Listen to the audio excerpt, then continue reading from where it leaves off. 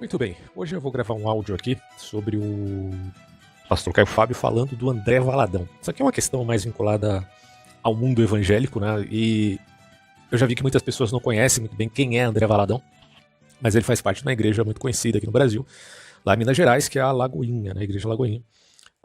O cara é cantor e tal. Pra quem estava dentro desse mundo, né, evangélico, do gospel, sabe quem é esse sujeito. E o Caio Fábio também dispensa apresentações no mundo evangélico, todo mundo conhece, né? Então, eu vou comentar aqui uma avaliação que eu julgo de dois extremos, trazendo isso para o campo político, porque basicamente a discussão entre eles aqui, na verdade, o Caio Fábio que está respondendo, né, ao André Valadão, é uma questão de caráter aí político a respeito dos presidenciáveis aqui de 2022. Então é uma questão que compete também a nós comentar, porque a gente fala bastante política aqui no canal, né? Gosto, tá? Já deixo de antemão aqui que gosto de algumas apreensões, algumas falas do Caio Fábio, acho interessante, né? Só que nesse ponto eu pretendo fazer um meio termo aqui para avaliar esse caso. E como eu falo de extremos de um e de outro, é porque um votou no Lula no primeiro turno, que é o caso do Caio Fábio, declarou isso sem pestanejar, e o outro provavelmente não, certamente é o bolsonarista, já desde pequenininho, né? Então vamos comentar isso, primeiro vendo aqui o que o Caio falou e o que o André Valadão falou. Vamos lá. Tão diferente do que ele aprendeu. Ele cresceu junto do pai dele, o pastor Márcio. Tá falando do André. A vida inteira foi um homem tranquilo, manso, calmo. E até o dia de hoje mesmo tem mudado muito as concepções dele, a maioria não para melhor, mudou contra o que de melhor havia nele, estou falando do Márcio. Mas ele educou bem os filhos, eu me lembro do André pequeno, da irmã dele, menininha, me lembro das minhas idas lá para pegar na Lagoinha. O Caio tem um livro que eu tenho aqui em casa, uma filosofia da história. Inclusive o povo da Lagoinha, nos ginásios, nos estádios, e o Márcio sempre presente com a gente. Ele foi educado também, recebendo visitas de gente muito séria lá, como o pastor Enéas Tonini, aquela igreja da Lagoinha, era a igreja do Rego Nascimento. Foi tirado do ministério antes da hora por um colapso emocional do qual ele nunca se recuperou até morrer. Mas era um homem piedoso, muito rigoroso, mas piedoso. Era o oposto do que tem lá hoje, que é uma casa da mãe Joana, em alguns aspectos. Mas me deu muita pena quando eu vi o Márcio falando, e eu falei, cara, como você está desonrando todo o legado que você teve, não era para ser assim. E você, para crer do jeito que você quer, não precisava também ser tão grosseiro, e tão estúpido, tão perverso.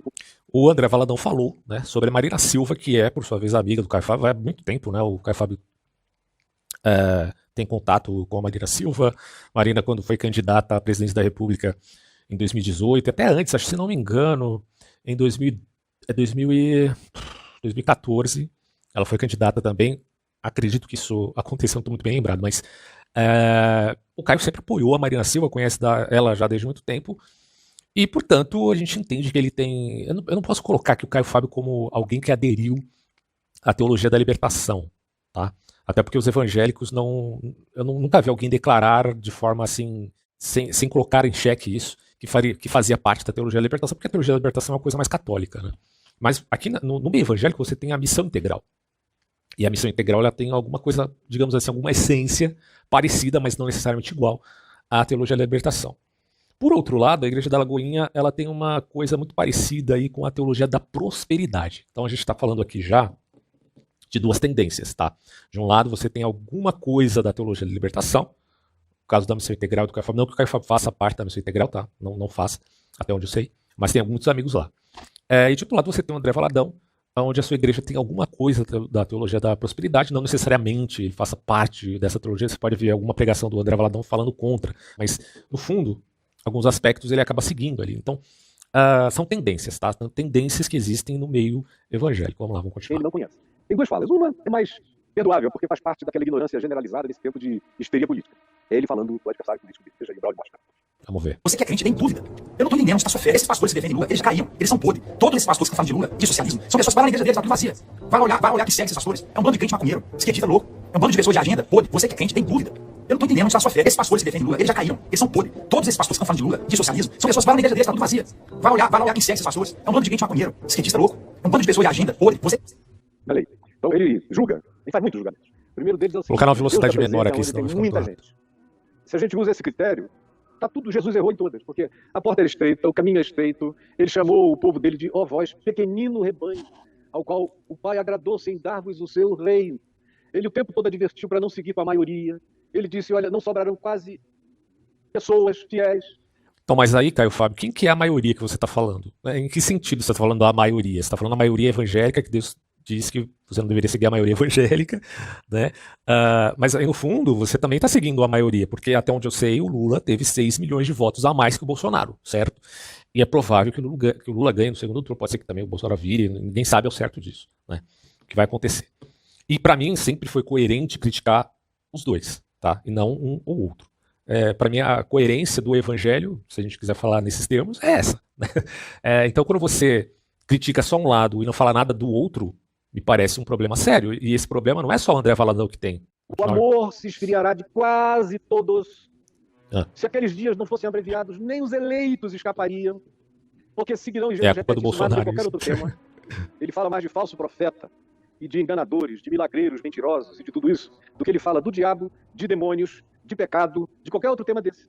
Abre e conte nos 4 evangelhos, às vezes que Jesus fala de falsos profetas, falsos cristos, falsos mensageiros, pregadores da iniquidade, é direto, deixando claro para os seus discípulos que eles sempre seriam minoria, no meio de uma maioria, onde ele disse, vocês vão ser traídos por irmãos. De novo, né? Os seus discípulos serão uma minoria diante da maioria. Tá. Se a gente entender então que a igreja evangélica é uma minoria diante da maioria. Agora, eu concordo com o Caio Fábio aqui, que não é porque o cara diz que ele é evangélico que agora ele é já um discípulo de Jesus, ou é uma pessoa santa e tal. A bem da verdade, esse contexto da palavra santo, ele tem conotações diferentes, né? Se você pega na igreja católica, santo significa alguma coisa muito mais vinculada a uma pessoa completamente separada da sociedade comum, né? E já na Bíblia a coisa tem uma amplitude um pouco diferente, a meu ver, pelo menos, né? Interpretando na igreja primitiva. Eu estou falando da igreja primitiva da época de Jesus, né? Aquela igreja nascente. A palavra santo tinha outro contexto. Na igreja evangélica a palavra santo também tem outro contexto, porque cai muito no puritanismo. O puritanismo é muito forte nas igrejas estadunidenses, e quando elas evangelizaram o Brasil praticamente, a conotação do conceito de santo estava vinculado muito a isso também, né? Essa ideia puritana. E no caso do catolicismo tem uma outra conotação, então essas coisas se confundem um pouco, tá?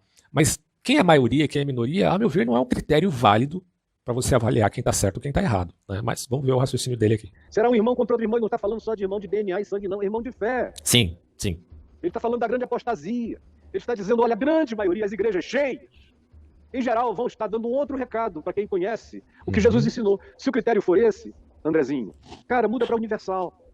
Muda para a igreja do Valdemiro. Muda para qualquer Assembleia de Deus, que tem mais gente do que a Lagoinha. Vocês têm mais marketing. Vocês têm mais fumaça de gelo seco nos palcos dos shows de vocês. Vocês têm mais ruidosidade. Mais gente? Vamos para lá agora. Quem é? Você não sabe de nada, você não conhece os membros da sua igreja. Tá cheio de gay, Andrezinho, de lésbica.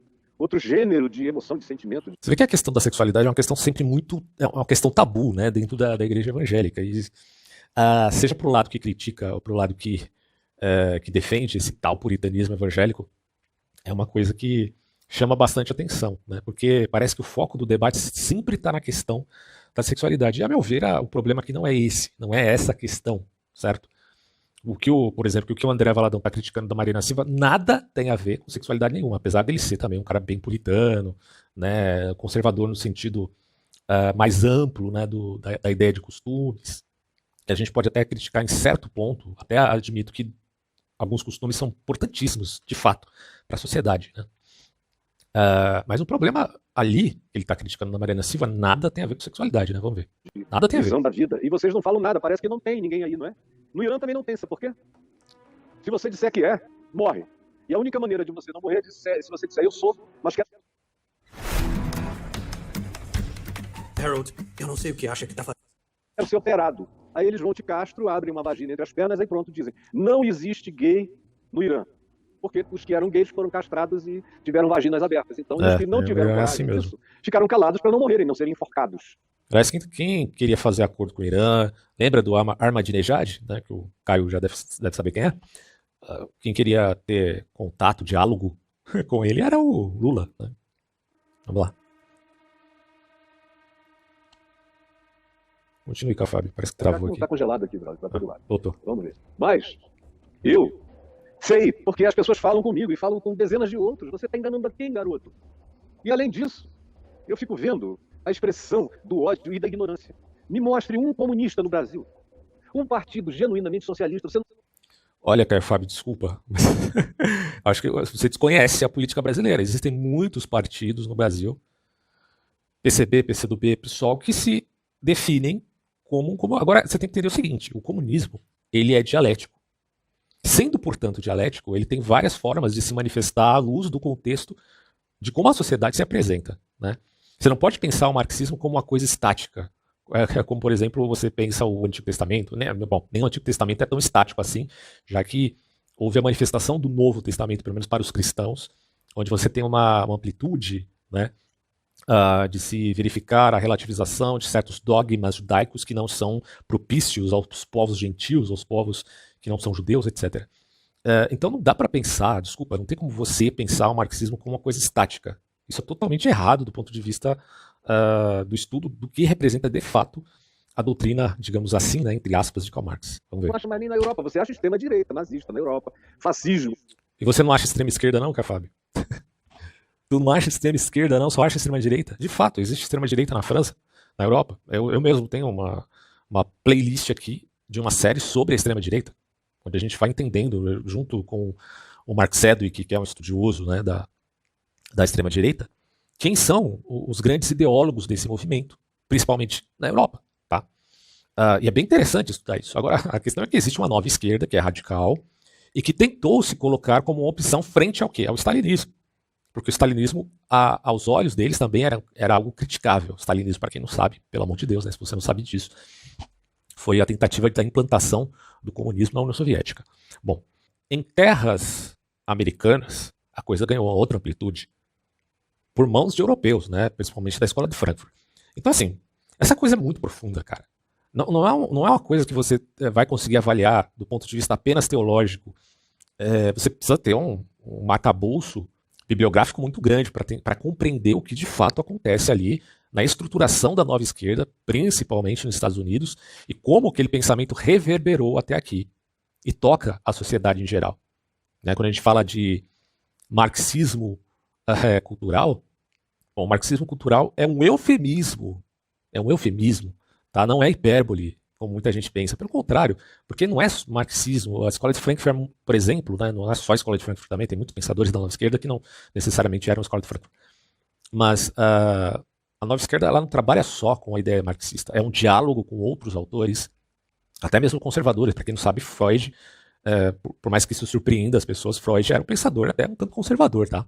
Mas é um cara que está dentro do diálogo dos frankfurtianos. Da mesma forma Hegel, por exemplo, Nietzsche também está ali presente, e muitos outros. Né? Nietzsche é celebrado por quem? Pela extrema direita na Europa. Porém, ele também é celebrado por parcela da extrema esquerda, porque é uma questão política, toda política é questão de pragmatismo, conveniência, e muitos da esquerda chamam isso de praxis, que é uma outra coisa, que não é pragmatismo é uma coisa, praxis é outra. Mas, enfim, dá para ser alocado à luz da conveniência do seu discurso ideológico. Portanto, existe um discurso ideológico de um lado, certo? E existe a prática do outro lado. Né? A dialética para Marx se vincula, na verdade, no mundo não da contemplação, mas no mundo real, das dores, dos sofrimentos, né? Para transpor aquela cortina de fumaça que inibe o discernimento a respeito das relações de exploração econômica, como ele dizia. Então tudo isso tem que ser entendido antes da gente simplesmente dizer que o cara é beligerante gratuitamente, que é o caso aí do André Valadão. Vamos continuar vendo aqui. Na Itália, tentativa de neonazismo na Alemanha, de fascismo neonazista extrema-direita na França, na Hungria, se demole na Polônia, autocracia de natureza fascista na Rússia. E você tem... Aí é que está o ponto, né? O fascismo sempre como bode expiatório. O fascismo é terrível? É terrível. Eu tenho estudos no meu canal sobre fascismo. Inclusive um que está à venda. Né? Eu estou vendendo um, mas tem já vídeos aqui onde eu também falo sobre fascismo. Você pode assistir gratuitamente. Então o que acontece, cara? Observe bem o stalinismo, a estrutura governamental do stalinismo. Aquilo não é um fascismo para você? Bom, é. O próprio filósofo político, Norberto Bobbio, e assim, os seus assessores lá do dicionário de filosofia política corroboram a ideia de que o fascismo apresentava-se como um tipo, o stalinismo apresentava-se como um tipo parecido com o populismo fascista. Tá? Só que algumas diferenças há entre fascismo e luta de classes, porque o fascismo é o oposto da luta de classes, porque o fascismo significa unidade, feixe, junção. Então o fascismo é contra a luta de classes, enquanto que a ditadura do proletariado é a favor. Só que aí é que está a questão. Quando já existe a ditadura do proletariado, você acha mesmo que eles são a favor da divisão, da luta de classes? Não. Eles são contra, porque agora eles estão no poder. E eles que vão implementar, pelo menos na teoria, não na prática, vão implementar aquela vida comum, aquele comunismo. O mesmo comunismo que você vê em Cuba, que você vê na Nicarágua, que você vê na Coreia do Norte, que você vê na Venezuela, que você vê em tantos países que existem no mundo ainda, inclusive na China. Tá? É preciso fazer uma diferenciação. Ele vai citar aqui a China. A China é um comunismo? Bom, os símbolos da China são comunistas. Mas falar, mas tem capitalismo lá presente. Sim. E aí eu te digo, né? A política econômica de Lenin era a volta do capitalismo, em vista de ser uma etapa para se chegar à comunização efetiva, pelo menos de novo, na teoria. Olha só, Caio Fábio, nova política econômica, que é a NEP. NEP é a sigla para a nova política econômica e foi a política econômica seguida na União Soviética após o fim do comunismo na guerra de 1921 e com a ascensão ao poder de Stalin em 1928. Tá? A NEP era baseada nas pequenas explorações agrícolas, industriais e comerciais à iniciativa privada para fazer com que a União Soviética saísse da crise em que se encontrava. Então foi uma ideia leninista. Tá? Quando você se volta para a China, voltamos aqui para o Caio Fábio, quando você se volta para a China, o que você tem ali, meu amigo, é um capitalismo de Estado, que é totalmente diferente do capitalismo de livre mercado. Então, se a gente não entende essa pequena diferença, a coisa fica nebulosa. Vamos continuar vendo aqui. Aquele fajuto comunismo chinês, que é capitalista mais do que o americano. Fajuto comunismo chinês, mas o comunismo ele representa justamente, de novo, a centralização do poder do partido. O poder do partido não... Você precisa entender que o comunismo ele prega o unipartidarismo. Para se fazer uma revolução, meu amigo Caio Fábio, há necessidade de você eliminar, aniquilar a oposição. Como é que você vai fazer revolução com águas de rosas, hein, meu amigo? Não dá. E o comunista que admite a ideia de uma revolução efetiva, ele a admite à luz da eliminação e aniquilação, exoneração de qualquer oposição. Principalmente oposição de caráter ideológico, que vai contra o princípio essencial, que é a dialética materialista, no caso aqui do Karl Marx. É totalmente possível você pensar o comunismo num sentido dialético que admita o capitalismo. Agora, você perguntar, mas a China vai virar um comunismo? É igual eu falo, o comunismo, pregando essa luta de classes, ele termina numa espécie de fascismo. Isso pode ser absurdo para esses bocós que existem aí nas universidades, que estão encantados, né, porque a maioria é muito novo, né, e fica encantado com a ideologia que é pregada ali, com o pensamento revolucionário. Mas quando você alcança certa maturidade, não só acadêmica, né, porque tem muito velho burro aí que ainda continua comunista, vai morrer comunista, né? Mas quando você se vale de outras bibliografias, que não esse cânon fechado das universidades, você começa a perceber que o comunismo tem muitas falhas do ponto de vista teórico, porque eles também, obviamente, falam de praxis, mas se vale muito de aspectos teóricos. E nessa dialética, bom, se você leva a dialética a sério, de fato, você vai ver que a dialética não fica presa a essa premissa marxista, né? Porque a dialética só vale se você admite de antemão a premissa de Karl Marx. A partir daí você pode fazer dialética à vontade, porque você não toca, essencialmente, na questão primordial de que as relações humanas são de caráter apenas e unicamente econômica. É um reducionismo da alma humana, né? O homem é só isso e nada mais. Acho que o Caio Fábio realmente tem um hiato de entendimento sobre essas questões políticas. Só é comunista para fins de ter um partido único que faça as coisas acontecerem sem diálogo e sem liberdade de pensamento. Só liberdade de criação capitalista. Fora isso, aqui nesse país, quem, garoto? Que programa, que partido, que pessoas, que igreja? Dá um nome. Você está falando de quem? Do Ariovaldo Ramos? O Ariovaldo Ramos é crente, mas crente do que você nunca conseguirá ser. Para quem não sabe, Ariovaldo Ramos é desse movimento chamado Missão Integral. É de René Kivitz, vários outros aí fazem parte desse segmento, tá? A questão é que a Missão Integral é um movimento muito abstrato, assim, vamos colocar que as estruturas,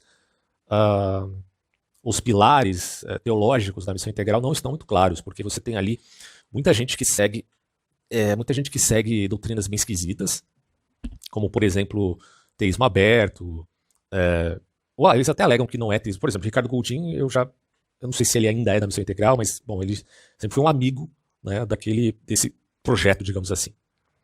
E ele tem uma teologia bem, assim, relativa à luz da ortodoxia, tá? Eu não tô avaliando aqui a teologia dele, a gente pode até fazer isso posteriormente, mas inicialmente ele tem uma visão heterodoxa de vários aspectos ali da teologia. Tá? Outros já são mais ortodoxos, como o caso do René Kivitz, que também eu não sei se faz parte nunca fica muito claro se eles fazem parte de fato ou não da Missão Integral. Mas eles são amigos ali. E o Ariovaldo Ramos, a mesma coisa. Então, assim, a Missão Integral não é um grupo que pensa igual, todos pensam igual teologicamente ou politicamente, até onde eu sei não, né? Mas eles têm uma tendência, né, essencial ali que os une e que não fica muito claro para quem está assistindo, certo? Ricardo Quadros, também que eu conheço, já troquei uma ideia com o Ricardo Quadros, que é um amigo do Caio também, até onde eu sei. É um cara gente boa, assim, só que do ponto de vista de algumas ideias teológicas, eles são mais heterodoxos e, portanto, eles se abrem, por exemplo, ao leque de variações do liberalismo teológico, que não tem nada a ver com o liberalismo econômico, veja bem, né? E mais do que tudo, não que eles sejam liberais necessariamente, né, mas se abre por um leque de ideias que está fora da conjuntura, por exemplo, da ortodoxia cristã, né? Isso tem que ficar bem claro. E o André Valadão, a Igreja da Lagoinha, é uma igreja evangélica de caráter fundamentalista e, portanto, tem um elemento ali forte em termos ortodoxos. Vamos colocar assim, evangelical. Não estou dizendo que é fundamentalismo no sentido pejorativo do termo, mas que segue uma tradição que adere, por exemplo, à questão da inerrância bíblica e vários outros elementos que compõem, né, o movimento evangelical aqui no Brasil. Então, se de um lado você tem esses caras, do outro lado você tem que podem fazer parte, por exemplo, da bancada evangélica, né, mais fundamentalista, você tem, por outro lado, esses outros aí que são mais abertos a um diálogo com Marx, como o próprio Ariovaldo Ramos já mencionou algumas vezes. Não necessariamente ele se diz marxista, ele nunca você vai ouvir da boca dele, eu sou marxista, né? Mas ele abre um leque de interpretações que abrange aspectos, por exemplo, da teologia da libertação, não sendo necessariamente essa mesma teologia. Vamos ver. Eu não concordo com algumas posições dele, acho que de alguns anos para cá ele deu uma radicalizada em algumas coisas, mas ele trabalhou comigo. Sim, detalhe importante, eu já vi o Caio Fábio mesmo criticando o Ariovaldo Ramos em algumas posições mais radicais, né? É por isso mesmo que eu não acho que o Caio Fábio faça parte da Missão Integral. Ele só dialoga com essas pessoas e tal, mas não é um cara vinculado ali, tá? É um cara um pouco mais independente no seu pensamento. Só que não é por isso que a gente vai concordar com ele, certo? Vamos ver. Em tudo. Algumas coisas eu até concordo com o Caio, sabe? Sempre o considerarei alguém do meu amor, da minha amizade, da minha consideração.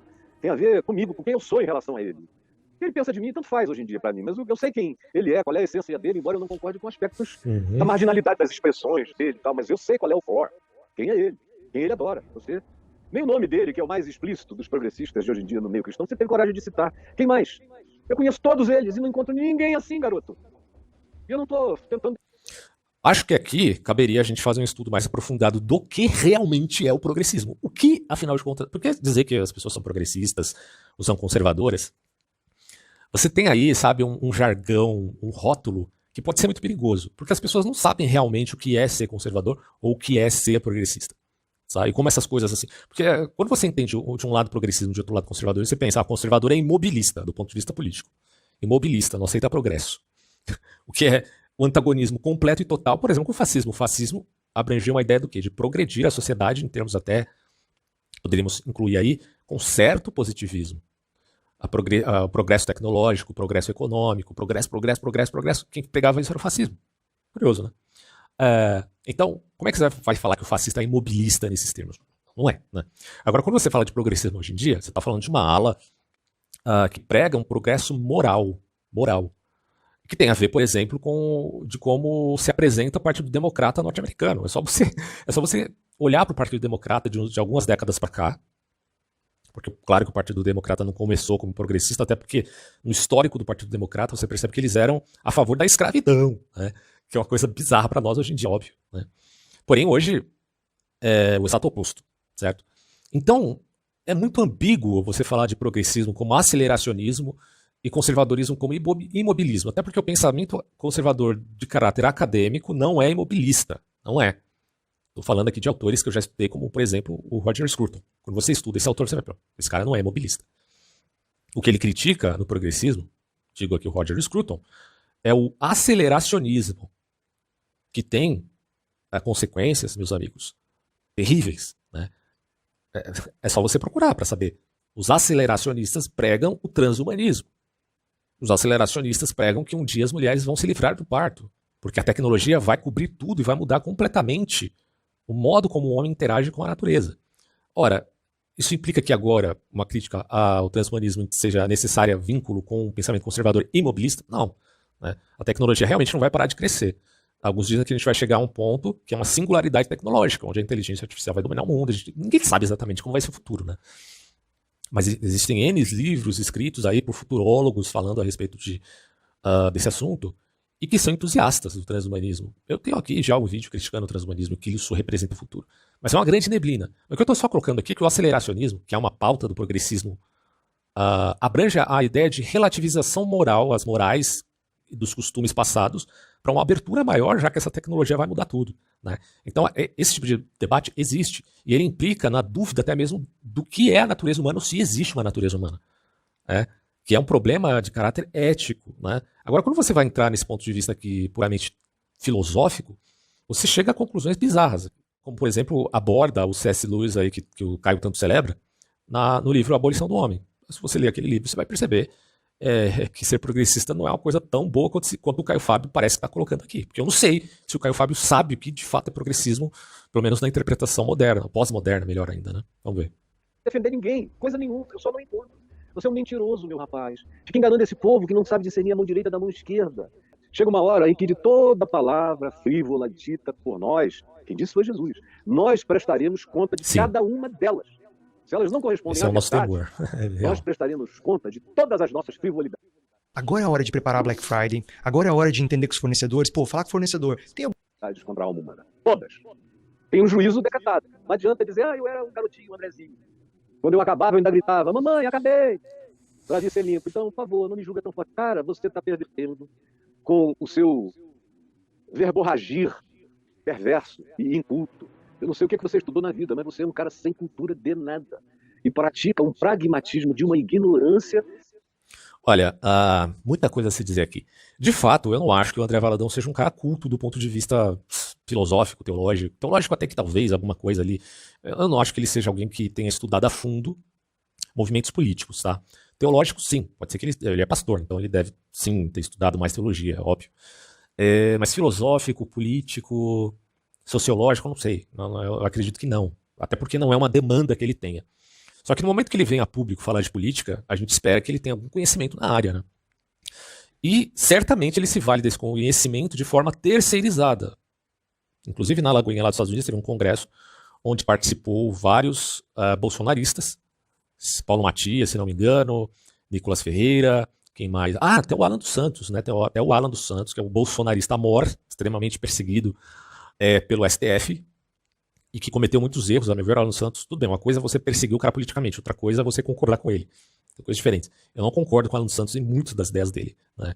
Principalmente quando ele fazia desdém do coronavírus, dizendo que era uma gripezinha, né? Imitando as palavras do Bolsonaro. Ele falava, coronavírus é o caralho e tal, não sei o quê. E assim, é uma figura que ganhou notoriedade no Brasil por ser extremamente beligerante e por provocar fake news, né?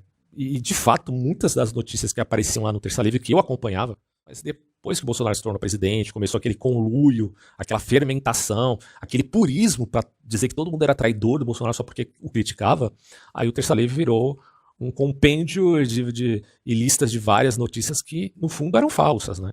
Então, isso gerou muitos problemas. Há de se criticar esse pessoal, sim. E quando o André Valadão abre a porta para essa galera, até onde ele compreende todo esse contexto? Eu não sei, né? E parece que ele não tem experiência e maturidade para lidar com esse tipo de assunto. Porque não é um cara que se dedicou a isso na vida dele. Sabe? É um músico até, pastor músico. Agora, pode ser que eu esteja enganado, pode ser que o cara tenha um arsenal de livros ali, que ele corrobore, né? E ele siga, né, o pensamento, por exemplo, político do Olavo de Carvalho, né, que tem uma visão um pouco mais ferrenha, né? Porque o Olavo vai dizer, por exemplo, que a política é feita de forma a demonstrar força. Porque se você demonstrar apatia para o seu inimigo, entre aspas, político, ele vai dominar sobre você e não o oposto, né? Claro que o Olavo falava isso do ponto de vista pragmático das relações políticas, que há a necessidade de você fazer militância, porque quem faz militância geralmente prevalece. É aquela coisa de quem grita mais, quem insiste mais, prevalece no campo político. Tem uma certa verdade aí, sem dúvida nenhuma, mas o problema é quando você começa a agir com uma vertente ficcionista, com uma narrativa falsa, à luz simplesmente do poder. Aí você se torna maquiavélico. Aí onde que fica aquela crítica, né, que o Olavo fazia a Maquiavel? Não sei onde que fica, porque ele está agindo como Maquiavel pensaria. É um problema, né? Então, por isso que eu digo que eu não estou dizendo que o André Valadão está certo em agir da maneira como ele está agindo, tá? Mas o que eu estou dizendo é que ele não está mentindo em tudo que ele está dizendo, né? Não é tão incoerente como o Caio Fábio está querendo demonstrar aqui. Vamos ver. Obtusa, extraordinária. Você tem um rostinho bonitinho, garotinho. Que Deus te abençoe. Vira gente, cara. Fica um homem maduro. Honra teu pai, tua mãe. Para de ser esse garotão, esse playboyzinho, orlandiano. Para de ser esse garoto dos parquinhos. Tá hora de virar gente grande, de ter consequência no que você fala. Ao invés de pensar só em fama, em dinheiro, em venda de disco, em likes, você vive disso. E vai sofrer. Esse tipo de vida, você vai ser procurado por essa sombra. Mas hoje em dia todo mundo vive de likes, né? Inclusive quem não tem likes, como o meu caso aqui, pessoal, se vocês gostarem do vídeo, tem like, pelo amor de Deus, né? Me ajudem. Sombra, você vai falando mentiras, enganos, auto-enganos, você vai construindo uma sombra densa. Que se você não tratar dela nos próximos anos, ela vai tratar feio de você na sua velhice. Talvez eu já nem esteja aqui, já tenha ido para o céu. Mas quem estiver aqui, talvez lembre de como você vai ser um homem de meia idade para frente, atormentado. Se é que a sua mulher já não pode testemunhar a sua angústia, o seu tormento e as suas depressões escondidas. No meio de tanta raiva, exposta com essa energia raivosa, e de O cara tanta tá saindo acusação, do debate, tá entrando num psicologismo aqui meio complicado, dizemos cara. que Virgílio é o professor do Ocidente. Ora, mais maconheiro na tua igreja do que na igreja dos progressistas, meu filho. Porque lá na igreja dos progressistas todo mundo diz quem é. Na tua igreja ninguém diz quem é. Só grita a Ele tá se referindo às igrejas inclusivas, tá? E tem igrejas hoje no Brasil que se denominam igrejas inclusivas, principalmente na questão pontual, né, do aspecto da sexualidade. Então, isso existe no Brasil e dá maior liberdade às pessoas. Eu não tô querendo aqui julgar se isso é certo ou errado, mas é uma coisa, vou colocar assim, um tanto heterodoxa, né? Porque você tem que abrir, no mínimo, você tem que relativizar algumas coisas ali para você admitir esse tipo de postura. Agora, não é por isso que essas pessoas não sejam cidadãs, não tenham que receber respeito da população, ou até mesmo do ponto de vista da Constituição brasileira, não tenham direito ao culto. Eles têm sim direito ao culto, tá? Então, nesse sentido, o Caio aqui está fazendo um elogio a essas igrejas, mas há quem critique profundamente isso, como é a igreja mais vinculada aos fundamentos ortodoxos, né, da tradição evangelical. Vamos ver o que ele vai falar mais. Vai pro show. E depois cada um pega quem quer, dorme quem quer, faz o que quer.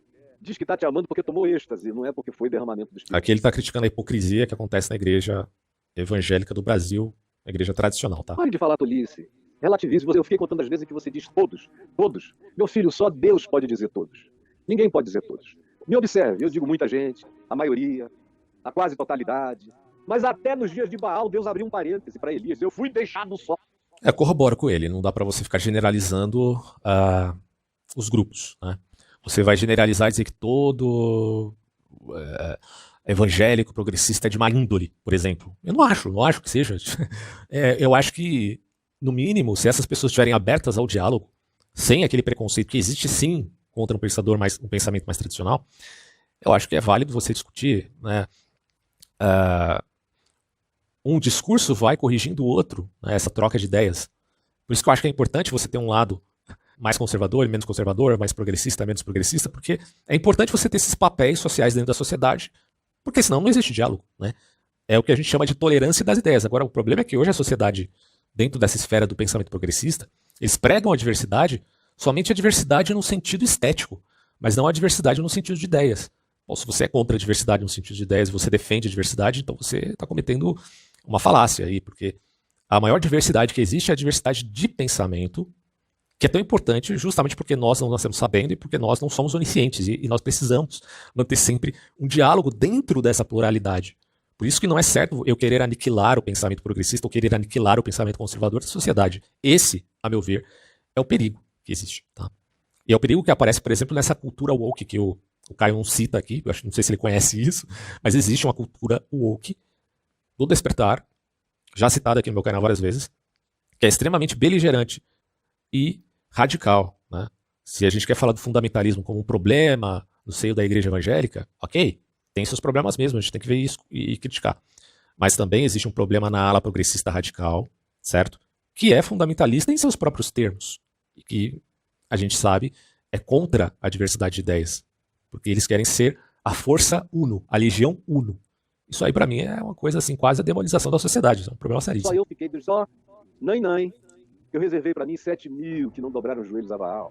Essas expressões peremptórias, todos, sempre, nunca, não existem. Não devem existir no vocabulário de um discípulo que aprendeu com Jesus a relatividade do comportamento humano. A parábola do joio e do trigo ensina isso. É tudo muito relativo. E Jesus explicitou afirmando, não julgueis o desenho. Segundo acho que é muito perigoso ele falar tudo muito relativo sem dar uma contextualização mais clara, né? Tudo muito relativo, tá, mas cuidado com essa palavra, porque ela está impregnada dentro da filosofia política de uma apreensão aberta à aceitação de qualquer tipo de prática, inclusive do homicídio, né? Porque o crente sempre fica com aquela prática, aquela discussão sobre sexualidade, meu tabu e tal. Mas o problema não é esse. Os impulsos humanos não são só questão de sexualidade, são questões também de violência. Então, a relativização, o problema do relativismo enquanto aporético, tá? Da ideia de que tudo é relativo, envolve a relativização justamente da ética e, enfim, a admissão da violência em prol de forças políticas ideológicas que não têm fundamento e raiz nenhuma. Então, aí que está o problema. Quer dizer, esses caras criticam a violência de um lado, a beligerância de um lado, das palavras, mas, de repente, estão dando anuência, pelo menos de caráter filosófico, à violência propriamente dita, na sua literalidade. Como acontece, a gente sabe que países comunistas são conhecidos por terem matado muita gente. Tem o livro negro do comunismo, que atesta mais de 100 milhões de pessoas que morreram nesses regimes. Há quem queira contestar isso hoje em dia, né? Geralmente o canal do YouTube, que é, assim, é muita palhaçada que existe no Brasil afora, e não só no Brasil, fora do Brasil também. Mas a gente está lidando com historiadores sérios que fizeram, por exemplo, esse tratado contra esse regime genocida, ou como você queira, classicida do comunismo propriamente dito. Então, assim, você precisa conhecer a história para admitir essas realidades e não sair dando pitaco aí como se a discussão da sociedade estivesse apenas dentro da esfera de elementos teológicos, né, ou evangelicais. Não é assim. Filho, mas segundo a reta justiça. E aí vem um outro vídeo dele que eu achei pior ainda, porque é pessoal, é nojento, é perverso, é blasfemo, e é uma invocação de juízo que eu gostaria que você dela se poupasse. Mas você não se poupou. Olha só o que você falou, garoto. Marina Silva, eu nunca votei na Marina Silva. Essa mulher nunca me enganou. Eu apoiei a Aécio Neves, mas não apoiei a Marina Silva. É uma bandida, louca. Sempre foi. Com carinha de evangélica, coque da Assembleia de Deus, mas sempre foi uma louca, gente. Sempre tava na cara. Marina Silva, eu nunca votei na Marina Silva. Essa mulher nunca me enganou. Eu apoiei a Aécio Neves, mas não apoiei a Marina Silva. É uma bandida, louca. Tá repetindo aqui? Sempre foi. Com carinha de evangélica, coque da Assembleia de Deus, mas sempre foi uma louca, gente. Sempre tava na cara. Atenção, agrônomos. Eu tenho um recado muito importante para vocês. Olha aí, o garoto, isso é feio. Nunca conversou com a Marina. Nunca se ajudou. Cara, antes do Caio falar, que eu acho assim, cara. Você pode criticar um político à luz da realidade, ou seja, daquilo que ele faz, não daquilo que ele fala, né? Eu sempre coloco isso aqui, porque é fundamental. Você olha para o político naquilo que ele está fazendo, na ação deliberada dele, na admissão de determinada lei, na anuência, ou até mesmo no eufemismo com coisas que deveriam ser repudiadas. Então tudo isso você tem que avaliar no político, não necessariamente naquilo que ele está falando. E aí vale a crítica justamente nesse aspecto. Agora, eu acho que o André Valadão exagerou aqui na fala dele sobre a Marina Silva. Eu poderia, por exemplo, dizer que a Marina Silva está extremamente incoerente a respeito do apoio dela atual ao PT. Não tem coerência nenhuma, a meu ver. Eu acho que ela está errada e posso criticar essa atitude dela, ponto. Eu não preciso xingar a mulher, dizer que ela é uma bandida, porque isso já é um xingamento de baixo calão, certo? Se ela é uma bandida, você tem que provar isso. Ela foi criminalizada, porque banditismo é um crime. Acho que sem dúvida nenhuma, o André Valadão exagerou nesse ponto. Agora, criticar a Marina Silva por ela ser incoerente, acho que é justo à luz do fato dela dizer, eu não quero me misturar com essa gente, né? Ela falava isso no passado, criticava o petismo, admitiu que o PT cometeu crimes relativos aí à corrupção passiva, e hoje ela, dada a conjuntura, apoia o PT. Então, bom, para mim é incoerente isso, desculpa, não tem muito o que falar, ela pode ser criticada nesse sentido, mas não nos termos aqui que o André Valadão está fazendo, eu acho que ele exagerou mesmo. Vamos ver o que ele vai falar. Da Marina para orar, não sabe o que a Marina pensa, porque a Marina não usa a fé que ela tem em Jesus para fazer política, para manipular crentes. Nunca disse, votem em mim porque eu sou cristã, nunca, e vai morrer sem praticar essa manipulação. Se ela fosse chamada Lagoinha, sendo candidata à presidência, ela iria dar, no máximo, um testemunho de como ela se converteu. No máximo. Eventualmente, para não misturar as coisas, ela só dissesse. Ela está ali porque ela sabe que as pessoas que estão ali têm tendência, quem sabe, a olhar para os temas tais, que são todos do Evangelho, com mais carinho. Que são os temas que ela defende. Fora isso, ela não fala mais nada. Ela não diz, em nome de Jesus eu vou vencer, ou profetizaram que dessa vez é a minha vez. Qual é a raiva que você tem dela? Por que ela não presta? É mentirosa porque eu vejo olhar ensandecido, meu filho, em você. Quer ver? Deixa ele rodando aí sem sombra. Só o olhar enquanto eu falo. Eu vejo... Caio, ele costuma psicologizar demais as pessoas, cara. Ele vem com esse discurso quase freudiano, tentando avaliar as pessoas nas entrelinhas, sem considerar o que elas estão falando. Bom, Pelo menos, vamos lá, Caio, considere o contexto. Por que ele está falando isso? Está falando isso porque, certamente, até onde eu entendi, a Marina Silva está apoiando o Lula e está sendo incoerente no que ela dizia no passado. Ponto. E aí ele, que é apoiador do Bolsonaro, está criticando isso. Só que criticou com tanta veemência que cometeu o exagero do extremismo ou do radicalismo gratuito, certo? Então você critique ele naquilo que ele está fazendo de errado no sentido do exagero das palavras dele. Corroboro com isso. Agora, a gente não pode tirar o contexto do porquê ele está dizendo isso, se esquivar desse contexto e ficar psicologizando sobre a personalidade, a alma da pessoa. Eu acho que isso também é um argumento fraco. Que um garoto respeita a mulher, mãe, avó, piedosa. Sim, ela não nasceu concordo. como você, Respeito. vem de uma dinastia religiosa, evangélica. Não, ela vem do Acre, da pobreza, da fundamental, miséria. né? Foi Respeito é envenenada fundamental. por mercúrio, de água contaminada, pelos garipeiros. Viu o Chico Mendes ser assassinado. Você que, talvez alguém esteja ouvindo isso e fala, mas você tem que xingar a Marina Silva mesmo e tal. Cara, mas você que faz isso, você está errado no sentido que você tem que considerar que você não conhece a vida pregressa dessa pessoa, ou não conhece ela do começo, do meio e do fim. Quer dizer, você não conhece de fato a pessoa que você está criticando. Você está criticando, por isso que eu falo, critique algumas atitudes ou outras dessas pessoas. Mas se você fica xingando, condenando a pessoa, aí já é um juízo temerário. Eu acho que o André Valadão fez um juízo temerário da Marina Silva em termos de ofensa.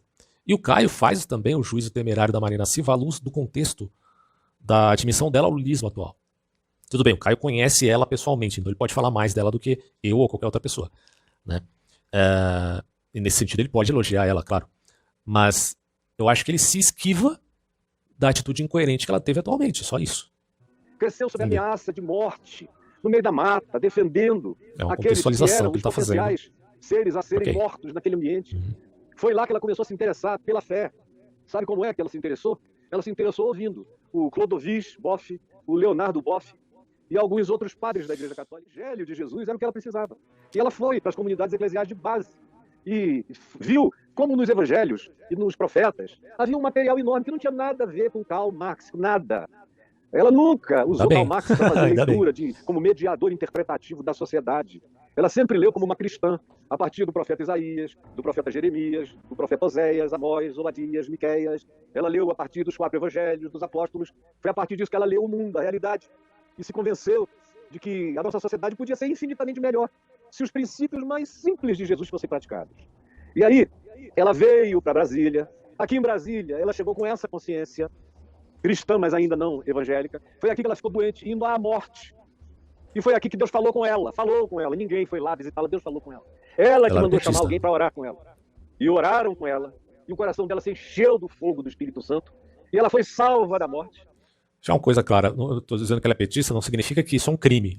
Petista é crime, você cria.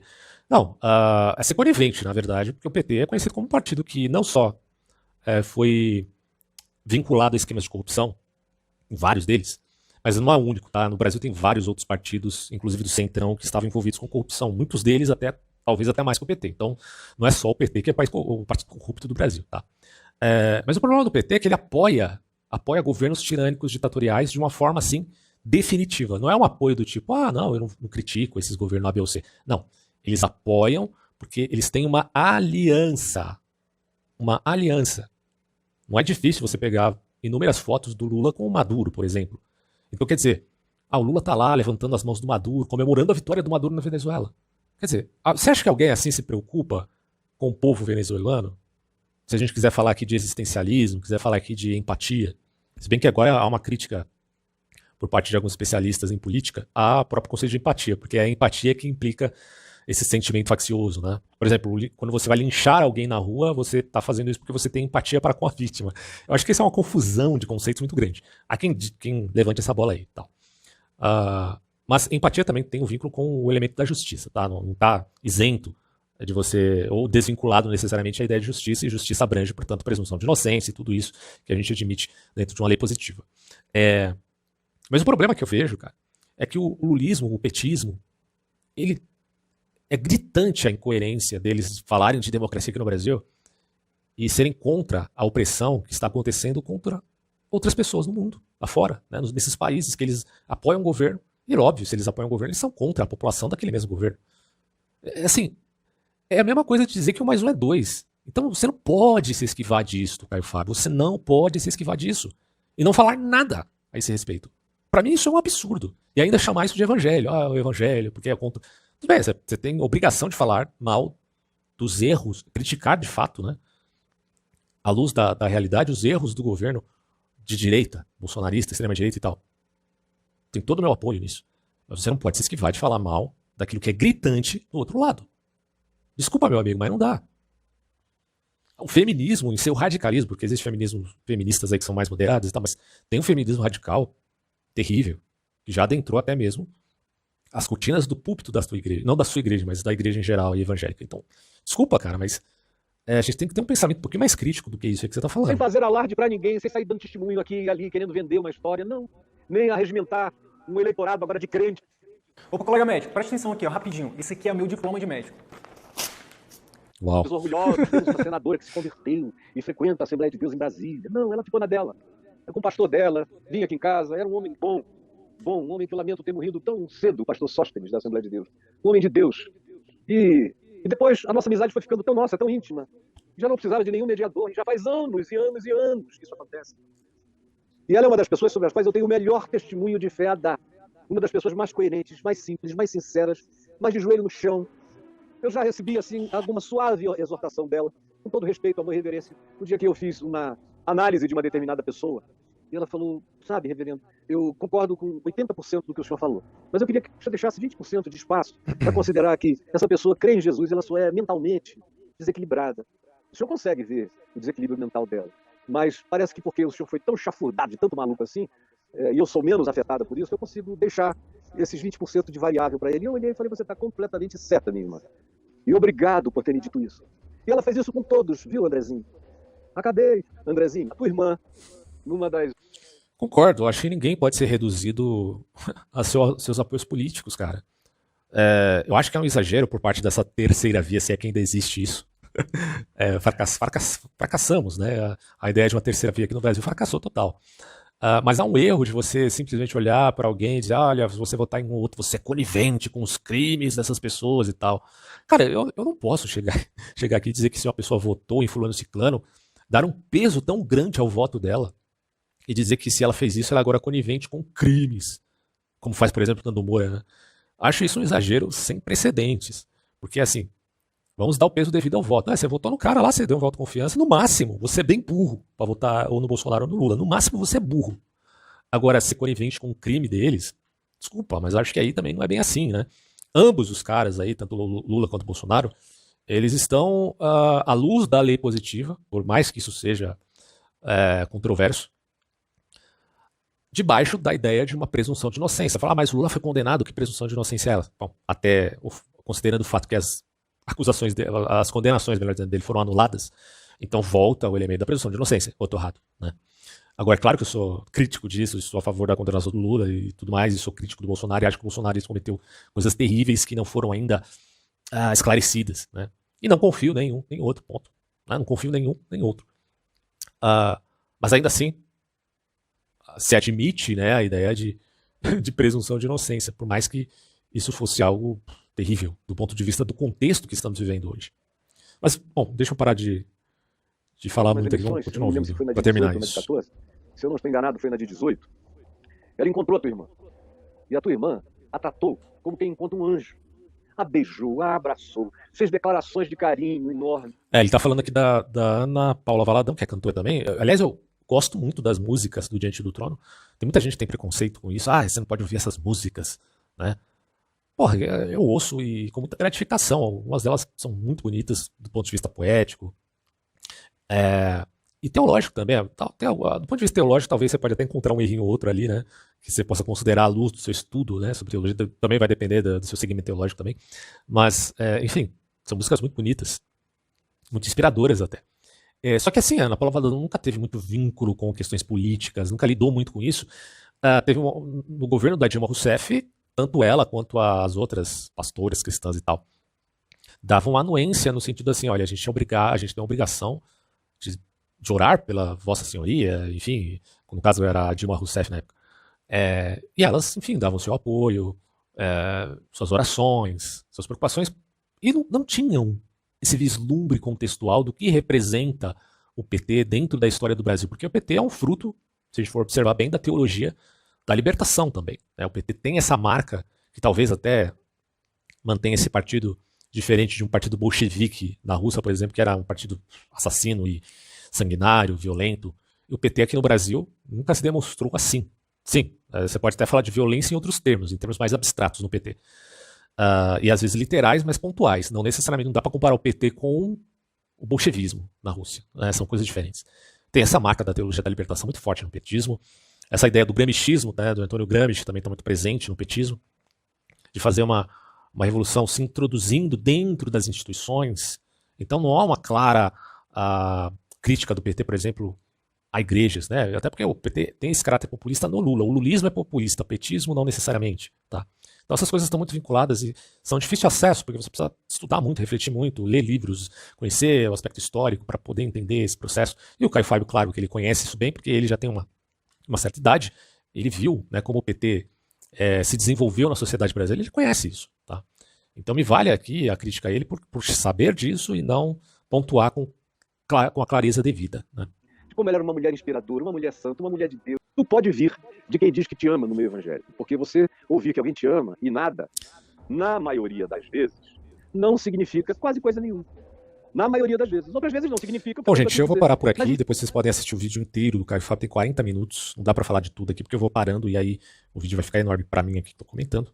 Mas é isso, né? Avalie você aí, se você concorda com o Caio Fábio, que tinha que votar no Lula no primeiro turno, quando ele falou, acho um absurdo, porque você tinha mais de 7 opções de pessoas para votarem no primeiro turno, não era obrigado a votar no Lula, como ele colocava, dentro de um contexto quase catastrófico, que ao meu ver não faz jus à realidade. No segundo turno agora, eu não estou condenando ninguém sobre isso, tá? Vai votar no Lula, vai votar no Bolsonaro, vai escolher um ou outro à luz do seu próprio discernimento. Ok, faça como quiser, eu não estou condenando você. Porque às vezes parece que a gente nem fala a mesma língua. Né? São, assim, formações tão diferentes, formações acadêmicas, bibliográficas tão distantes uma da outra que a gente nem consegue dialogar direito, às vezes. Mas eu não estou condenando as pessoas que vão votar no Lula ou no Bolsonaro. Eu só acho que os dois merecem críticas. E a franqueza, que eu acho que é uma premissa do evangelho, né? Eu não sei que eu esteja enganado, eu acho que não. A franqueza exige que você critique os dois, e não um só. É a coisa mais sensata do mundo, a meu ver. E quem se esquiva da crítica real, contundente de um e de outro, é desonesto intelectualmente. Desculpa, não tem outra coisa para dizer, pelo menos nesse quesito. Não estou dizendo em tudo. Né? Agora, se você vai votar em um ou no outro, aí problema teu. Você tem a opção de votar nulo também. E que cada um vá de acordo com a sua consciência. Né? Vou finalizar por aqui. Até próximos áudios. Se você quiser sair do senso comum e estudar filosofia, inclusive filosofia política, recomendo os conteúdos pagos do canal do Socran, inclusive para ajudar o projeto deste empreendimento. Confira os links na descrição. A história na ótica filosófica em Hannah Arendt e o estudo do fascismo em Norberto Bobbio. Um abraço a todos.